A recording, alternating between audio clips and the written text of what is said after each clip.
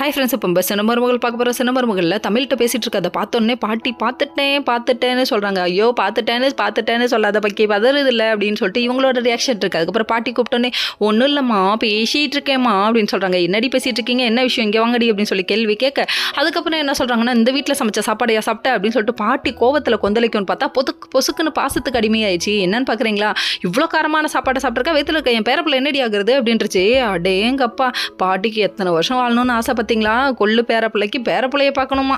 சரி பரவாயில்ல விடுங்க, பாட்டியோட ஆசை வாழ்க வளமுடன் அப்படின்னு சொல்லிட்டு நம்ம ஒரு வாழ்த்துக்களை போட்டுருவோம். இதெல்லாம் ஒரு பக்கம் இருக்குது. அதுக்கப்புறம் வந்து கஷாயத்தை குடின்னு சொல்கிறாங்க. குடிக்க முடியல பக்கி, குடினா எப்படி குடிக்கிறது அப்படிங்கிற மாதிரி ஆயிடுச்சு. அதுக்கப்புறம் மல்லு கட்டி குடிச்சிட்டு அதுக்கப்புறம் வயிற்ற தடவிட்டு இந்த பொண்ணு என்ன சொல்லுதுன்னா, பாட்டிக்கு எவ்வளோ பாசம் பார்த்தியாப்பா அப்படிங்குது. அங்கே ஒன்றும் இல்லைன்னு தெரிஞ்சதுன்னா இந்த பாட்டி குமுறுமே, பாட்டியே ஆளாக கல் எடுத்து அடிக்குமே அப்படிங்கிற மாதிரி ஆயிடுச்சு. பாவம் நம்ம தமிழோட நிலைமை. இதெல்லாம் ஒரு பக்கம் இருக்குது. இன்னொரு பக்கம் வந்துட்டு மலரை கூப்பிட்டு இது மாதிரி என் ரூமில் புக்கு இருக்குது எடுத்துகிட்டு வந்து கொடுங்கன்னு சொல்ல, அந்த டைம் நம்ம தமிழ் கூட கோச்சிங் சென்டரில் படிக்கிற பொண்ணு வந்துருச்சு.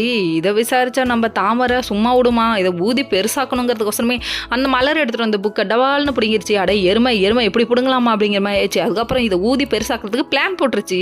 நல்லா வருவோமா நீ அப்படிங்கிற மாதிரி இருக்குது. அந்த டைம் பார்த்து யார் வந்திருக்காங்க, அந்த வீட்டு செல்ல பிள்ளை வந்திருக்காங்க. வந்ததுக்கப்புறம் எப்படி சமாளிக்கணும்னு தெரியாமல் தெருன்னு முழிக்கிறாங்க. Okay friends.